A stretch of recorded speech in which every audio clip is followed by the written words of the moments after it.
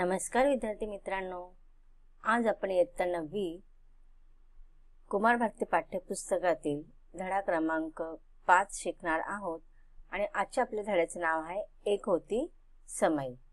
एक होती समय या पाठाचा हा सेशन क्रमांक पहिला आहे। एक होती समय या पाठाच्या नावाच्या शीर्षकावरून आपल्याला असं वाटतं की ह्या पाठामध्ये समय ही आपली माहिती सांगत आहे। समय म्हणजे सगळ्यांना माहिती आहे की देवघरात आपण समय पेटवतो की नाही। मग इथे समय म्हणजे काय किंवा समयचा लाक्षणिक प्रयोग कोणासाठी केलेला आहे तर या पाठामध्ये मी तुम्हाला सुरुवातीला संक्षिप्त रूपाने सांगणार आहे की या पाठामध्ये आपल्याला समयच्या लाक्षणिक रूपाने कोणाची माहिती दिलेली आहे तर अनुताई वाघ यांची आपल्याला माहिती दिलेली आहे। आता या कोण होत्या बरं अनुताई वाघ? अनुताई वाघ यांचा जन्म 17 मार्च 1910 रोजी झालेला आहे आणि मृत्यू 27 सप्टेंबर 1992 रोजी झालेला आहे। या आदिवासी समाजासाठी काम करणाऱ्या एक समाजसेविका व शिक्षण तज्ञ होत्या। त्यांनी शिक्षणाद्वारे आदिवासींच्या जीवनात जनजागृती निर्माण करण्याचे काम केले। तर पालघर जिल्ह्यातील कोसबाड येथे ताराबाई मोडक यांच्यासोबत त्यांनी बाल शिक्षणाचे कार्य केलेले आहे। तर बघा इथे तुम्हाला अनुताई वाघ आणि ताराबाई मोडक यांचं चित्र दिलेलं आहे आणि याच्यावरनं आपण समजून घेणार आहोत की एक होती समय या पाठामध्ये प्रत्यक्ष समयचं वर्णन केलेलं नाही तर समयच्या रूपाने लाक्षणिक रूपाने अनुताई वाघ यांचं वर्णन केलेलं आहे। मग अनुताई वाघ यांना समय ही उपमा का देण्यात आलेली आहे हे आपण पाठाच्या द्वारे विस्तारित रूपाने पाहणार आहोत। तत्पूर्वी आपण पाठाच्या लेखकाचा परिचय पाहून घेऊया आणि नंतर मग आपण आपल्या आजच्या पाठाला सुरुवात करूया। तर विद्यार्थी मित्रांनो, तुम्ही आता पुस्तक पान क्रमांक 13 काढायचं आहे। त्याच्यावरती आपला पाठ क्रमांक 5 आहे ज्याचं शीर्षक आहे एक होती समय। एक होती समय या पाठाचे लेखक आहे उत्तम कांबळे। उत्तम कांबळे यांचा तुम्ही नेटवरती जीवन परिचय सर्च करू शकता। त्याच्यात तुम्हाला पूर्ण विस्तारित रूपाने त्यांचा फोटो सहित डिटेल मिळेल। त्यांचा जर परिचय जाणून घ्यायचा तर सुरुवातीला आपण जेव्हा त्यांचं नाव पाहतो तर ते एक पत्रकार म्हणून आपल्या समोर येतात की एक प्रसिद्ध पत्रकार आहेत। पत्रकाराच्या व्यतिरिक्त ते प्रसिद्ध लेखक आणि कादंबरीकार किंवा कवी सुद्धा आहेत। श्राद्ध, अस्वस्थ नायक, शेवटून आला माणूस इत्यादी त्यांच्या प्रसिद्ध कादंबऱ्या आहेत। रंग माणसांचे, कथा माणसांच्या, कावळे आणि माणसं, न दिसणारी लढाई, परत्या इत्यादी यांचे कथासंग्रह आहेत। कथासंग्रह म्हणजे छोट्या छोट्या गोष्टीच्या रूपामध्ये एकाच पुस्तकामध्ये केलेला संग्रह। थोडंसं वेगळं, फिरस्ती, जगण्याच्या जळता वाटा, पावलानेच बनते वाट इत्यादी यांचे ललित लेखन आहेत। पाचव्या बोटावर सत्य, किनाऱ्यावरचा कालपुरुष, खूप दूर पोहोचलो आपण इत्यादी यांचे कविता संग्रह प्रसिद्ध आहेत। त्यांचे आई समजून घेताना हे पुस्तक खूप लोकप्रिय झालेलं आहे। साहित्य निर्मितीसाठीच तसेच पत्रकारितेसाठी लेखक उत्तम कांबळे यांना विविध पुरस्कारांनी सन्मानित करण्यात आलेलं आहे। तर हा पहिला आपण लेखकाचा परिचय। आता इथे तुम्हाला संक्षिप्त रूपाने परिचय दिलेला आहे। तुम्हाला अजून जर लेखकाबद्दल जाणून घ्यायचं असेल तर तुम्ही नेटवरती सर्च करू शकतात। आता पाहूया या पाठाचा सारांश। आदिवासी भागात पूर्व प्राथमिक शिक्षणाची गंगा घरोघरी पोहोचण्यासाठी ज्यांनी आपले अवघे आयुष्य वेचले अशा समाजसेविका व शिक्षण तज्ञ अनुताई वाघ यांच्या कार्याचा परिचय प्रस्तुत पाठातून लेखकाने करून दिलेला आहे। बघा, पाठ सुरू करण्याच्या आधीच मी तुम्हाला अनुताई वाघ ह्या कोण होत्या किंवा त्यांचं चित्र तुम्हाला मी दाखवलं। तुम्ही नेटवरती अनुताई वाघ यांचा जर परिचय पाहिला तर फार विस्तारित रूपात तुम्हाला त्यांच्याबद्दल जाणून घेण्यात मदत होईल। या पाठामध्ये संक्षिप्त रूपाने लेखकाने त्यांच्या कार्याचा आढावा घ्यायचा प्रयत्न केलेला आहे की डोंगरासाठी काही फुले हे त्यांचं पुस्तक आहे. उत्तम कांबळे द्वारा लिखित डोंगरासाठी काही फुले हे एक पुस्तक आहे आणि त्या पुस्तकातून त्यांचा संक्षिप्त परिचय तुम्हाला तुमच्या कुमार भारती पाठ्यपुस्तकामध्ये धडा क्रमांक 5 मध्ये देण्यात आलेला आहे. तर पाहूया आपण पाठाच्या माध्यमातून की समाजसेविका आणि शिक्षण तज्ञ अनुताई वाघ यांनी कसं एक समाई जसं प्रकाश करते आपल्या देवघरामध्ये प्रकाश देते की नाही, गाभाऱ्यामध्ये एक विशिष्ट स्थान असतं समाईचं. मग का लेखक उत्तम कांबळे यांनी अनुताई वाघ यांना समाईची उपमा काय दिलेली आहे हे आपण सविस्तर या पाठामध्ये पाहूया. काही माणसं वादळ झेलतात आणि पचवतात, पुढं विशाल सागराचं रूप धारण करतात. काही माणसं वादळामुळे कोलमडून पडतात, तर काही माणसं वादळ पचवण्याचे धडे दुसऱ्यांकडून घेतात. बघा इथे आता लेखकाने माणसांच्या श्रेणी केलेल्या आहेत की माणसांना वेगवेगळ्या प्रकारामध्ये त्यांनी डिवाइड केलेले आहेत. किती प्रकारचे माणसांच्या श्रेणी सांगितल्यात लेखकाने? 3 प्रकारच्या. पहिल्या प्रकारचे जे माणसं असतात ते कसे असतात की काही माणसं वादळ झेलतात. वादळ म्हणजे काय? संकट. माणसांच्या जीवनामध्ये संकट येतात की नाही, मग ते झेलतात म्हणजे संकट सहन करतात आणि त्या संकटांना पचवतात. म्हणजे काय करतात? येणाऱ्या संकटांना घाबरून न जाता त्या संकटांचा सामना करतात आणि त्या संकटातून ते बाहेर पडतात आणि मग पुढे विशाल सागराचं रूप धारण करतात. हे एक पहिल्या श्रेणीचं म्हणजे एक पहिल्या 3 श्रेणी सांगितली की त्याच्यापैकी पहिल्या श्रेणीमध्ये लेखकाने माणसांचं वर्णन करताना सांगितलेलं की काही माणसं काय असतात, संकट येतात, त्या संकटांना घाबरतात का नाही, त्यांचं ते सामना करतात आणि त्या संकटातून ते सही सलामत बाहेर पडतात. तर काय दुसऱ्या श्रेणीचं वर्णन करताना लेखक म्हणतात की काही माणसं वादळांमुळे कोलमडून पडतात. की बघा दुसऱ्या श्रेणीतली माणसं कोणते सांगितले लेखकाने की संकट येणार ते घाबरतात आणि ते कोलमडून पडतात की ते त्यांचं संकटांचा सामना करत नाही तर घाबरून पडतात, घाबरून जातात आणि अस्वस्थ होतात. त्या संकटांना संघर्षाचा किंवा संकटांचा संघर्ष करण्याच्या ऐवजी ते काय करतात, तिथे आपली ते काय करतात, हत्यार टाकून देतात. म्हणजे नर्वस होतात, निराश होतात आणि काहीतरी नको ती गोष्टी करून बसतात, म्हणजे आत्महत्या करतात. म्हणजे त्या वादळामुळे ते काय होतात, कोलमडून पडतात. तर काही माणसं वादळ पचवण्याचे धडे दुसऱ्यांकडून घेतात.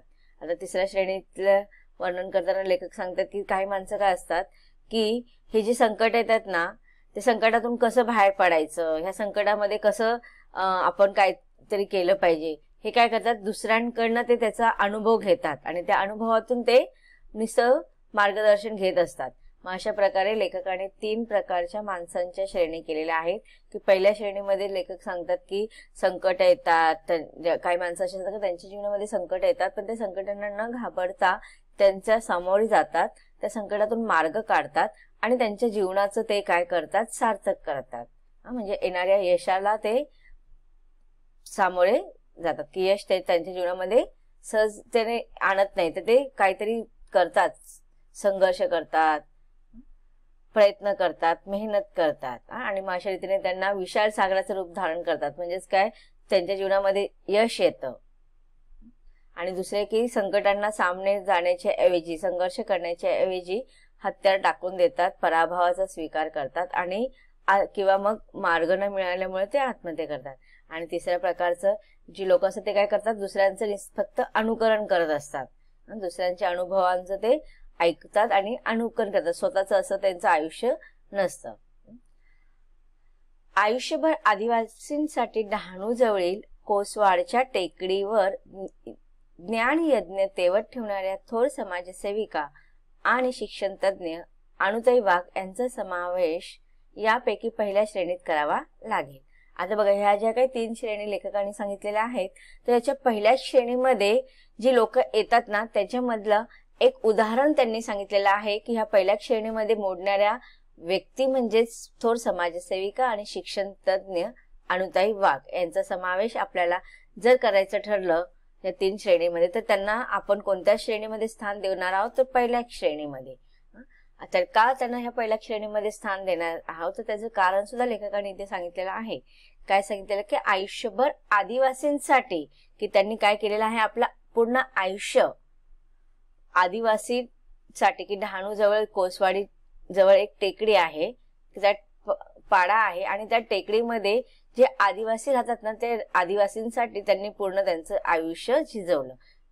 ज्ञान यज्ञ तेवत ठेवणे.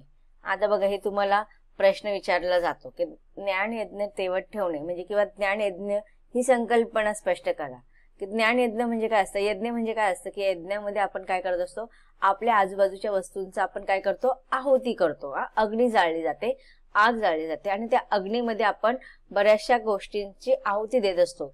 आणि अशी श्रद्धा असते की ती जी अग्नी असते ना, त्या गोष्टी ज्या आपण त्या अग्नीमध्ये दान करतो, आहुती देतो, ते काय करतात, ईश्वरापर्यंत नेण्याचं ते कार्य करत असते ती अग्नी. तसंच मग ह्या अनुताई वाघ, अनुताईंनी काय केलेलं आहे, आदिवासी लोकांसाठी आपलं पूर्ण आयुष्य झिजवलं आहे. या आदिवासींच्या सुखासाठी, त्यांच्या जीवन सार्थकी लागण्यासाठी त्यांनी स्वतःच जीवनाची आहुती दिलेली आहे. ज्ञानाची जी अग्नी त्यांनी पेटवलेली आहे ती काय केलेली आहे, पेटवून तेवत ठेवण्यासाठी, ज्ञानरूपी यज्ञ तेवत ठेवण्यासाठी समाजसेविका अनुताई वाघ यांनी आपल्या पूर्ण जीवनाची आहुती त्यांच्यासाठी दिलेली आहे. म्हणून ज्ञान यज्ञाची उपमा दिलेली आहे ताईंना, अनुताई वाघ यांना. पुढे लेखक सांगत आहे की त्यांच्या निधनानं कोसवाडची टेकडी हळहळली. निधन म्हणजे मृत्यू होणार, की जेव्हा अनुताई वाघ यांचा मृत्यू झाला त्यावेळेस कोसवाडची टेकडी पूर्ण हळहळली म्हणजे पूर्ण दुःखी झाली ती. आणि परिसरातील सर्व आदिवासींना हुंदके फुटले. हुंदके फुटणे म्हणजे जोरजोराने रडणे. बघा, जेव्हा घरामध्ये कुटुंबामध्ये आपली आई वारते तेव्हा मुलं ज्या पद्धतीने आक्रोश करतात, हुंदके देतात, त्याच पद्धतीने कुटुंबातील आई जशी मेन आधार असते, आईचं स्थान कुटुंबामध्ये फार महत्वाचं असतं की नाही. म्हणजे जेव्हा आई मृत्युमुखी पडते तेव्हा घरातील सर्व मंडळी आक्रोश करतात, हुंदके फुटतात. त्याचप्रमाणे जेव्हा कोसवाडच्या टेकडीमध्ये, कोसवाडच्या आदिवासी पाड्यामध्ये जेव्हा त्यांना कळालं की अनुताईंचा मृत्यू झालेला आहे, तर तिकडच्या सगळ्या आदिवासी पाड्यातील जे आदिवासी होते ना, त्यांनी सुद्धा हुंदके फोडले की आक्रोश करू लागल्यात. जसं कुटुंबातील आई वारल्यानंतर तर आदिवासी लोकांसाठी त्यांच्या कुटुंबातील प्रमुख होत्या त्या, आणि म्हणून जेव्हा त्यांना कळालं की ताईंचा मृत्यू झालेला आहे त्यावेळेस त्यांनी आक्रोश केला. अनुताईंच्या निधनानं एका व्रतस्थ जीवनाची अखेर झाली. व्रतस्थ म्हणजे एखाद्या कार्यासाठी स्वतःला झोकून देणे, कठोर नियमांचं पालन करणे, व्रत घेणे. तर आता त्यांनी कोणतं व्रत घेतलेलं होतं की आदिवासींच्या, जे आदिवासी लोक होते, आदिवासी पाड्यातील लोकांच्या जीवनामध्ये शिक्षण आणून त्यांच्या जीवनाचं सार्थक करायचं, हे त्यांनी व्रत घेतलं होतं. आणि ह्या व्रतासाठी त्यांनी त्यांचं पूर्ण आयुष्य पणाला लावलं. थोर शिक्षण तज्ञ ताराबाई मोडक यांच्या सहवासात वाढलेल्या अनुताईंचं एकूण जीवनच त्याग, कष्ट आणि निस्वार्थी सेवा यांचा सुरेख मिलाप होता. आता बघा, ह्या ज्या अनुताई वाघ आहेत यांनी एक समाजसेविका होत्या, शिक्षण तज्ञ आणि समाजसेविका होत्या ताराबाई मोडक. यांच्या सहवासामध्ये राहून त्यांनी काय केलं, स्वतःच्या जीवनाचं त्याग केला, कष्ट केला आणि निस्वार्थ सेवा, कोणत्याही प्रकारची स्वार्थ त्यांच्यामध्ये नव्हती, स्वार्थ ही भावना त्यांच्यामध्ये नव्हती. तर निस्वार्थ सेवेने, निस्वार्थ रूपी सेवेने त्यांनी त्यांचं आयुष्य पूर्ण आदिवासींसाठी वेचलं. तर या सगळ्यांचा सुरेख मेलाप त्यांच्या जीवनामध्ये होता. कोणाच्या, अनुताई वाघ यांच्या. आता बघा, थोर ताराबाई मोडक यांचं सुद्धा चित्र तुम्हाला पाहायला मिळेल. कशा होत्या त्या, ह्या पण एक समाजसेविका होत्या. आपण पाठामधून त्यांच्याबद्दल संक्षिप्त माहिती जाणून घेतो. पण जर तुम्ही ताराबाई मोडक यांच्याबद्दल जर सविस्तर तुम्हाला माहिती पाहिजे असेल तर तुम्ही नेटवरती सर्च करू शकता. तुम्हाला त्यांचं की काय स्त्री म्हणून त्यांचं समाजामध्ये काय स्थान होतं, कोणत्या समाजामध्ये त्या वावरत होत्या, या सगळ्यांचं वर्णन तुम्हाला पाहायला मिळेल त्यांच्या जीवन परिचय मध्ये. वयाच्या केवळ 13व्या वर्षी त्यांचा विवाह झाला. आता बघा, इथे लेखकाने अनुताईंच्या जीवनाची आपल्याला माहिती सांगितलेली आहे की एक कथेच्या रूपाने इथे त्यांनी सांगितलेलं आहे की बघा, त्या जेव्हा 13 वर्षाच्या होत्या ना, तेव्हा त्यांचं लग्न करण्यात आलं. तर 13 वर्ष म्हणजे फारच लहान की नाही. आता जर पाहायला गेलं तर तुम्ही ज्या वयामध्ये आहात जवळपास त्याच वयाचा आपण अंदाज घेऊ की तुम्ही पण आता बघा, तुमचं वय शिक्षणाचं आहे की नाही, आणि शिक्षणाच्या वयामध्ये, खेळण्याच्या बाळगण्याच्या वयामध्ये त्यांचं काय करण्यात आलं होतं, लग्न करण्यात आलं होतं. केवळ 13व्या वर्षी अनुताईंचं विवाह करण्यात आलं. विवाह असतो तरी काय हे समजण्यापूर्वीच, म्हणजेच केवळ 6 महिन्यातच त्यांच्या इवल्याच्या कपाळावरील कुंकू नियतीनं कायमच पुसून टाकलं. तर बघा, आता इथे त्यांच्या जीवनाचा आपल्याला परिचय सांगत असताना लेखक सांगत आहेत की 13व्या वर्षी त्यांचं लग्न करण्यात आलं, आणि लग्न म्हणजे काय असतं यांची कल्पनाही त्यांना नव्हती, त्यांची तेवढी बुद्धीही नव्हती, त्यांना समजही नव्हती, फार अल्लड होत्या त्या. आणि अशातच त्यांचं 13व्या वर्षी लग्न करण्यात आलं. आणि नियतीने त्यांच्यावरती अजून एक संकट पाडलं, म्हणजे काय की अवघ्या 6 महिन्यानंतरच त्यांच्या इवल्याशा त्या अनुताईंच्या कपाळावरील कुंकू नियतीनं कायमचं पुसून टाकलं. म्हणजे त्यांच्या जीवनामध्ये वैधव्य आलं. कुंकू पुसून टाकणे म्हणजे विधवा होणं, वैधव्य येणं, की त्यांच्या पतीचा मृत्यू झाला. भातुकलीचा खेळ मोडला, पण छोट्या अणूनं आभाळ एवढं दुःख पचवलं. भातुकलीचा खेळ माहिती असेल की नाही.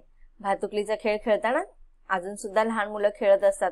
लहान मुलंच काय, मोठी मुलं सुद्धा, तुमच्या वयाची मुलं सुद्धा भातुकलीचा खेळ खेळतात. भातुकलीचा खेळ म्हणजे काय असतो की लुटुपुटीचा संसार असतो तो. खोटं खोटं खेळणी घ्यायची, आणि त्याच्यामध्ये तुम्ही पाहिलं असेल की मुलींना जास्त करून हा भातुकलीचा खेळ असतो. आई वडील त्यांना आणून देतात हा खेळ.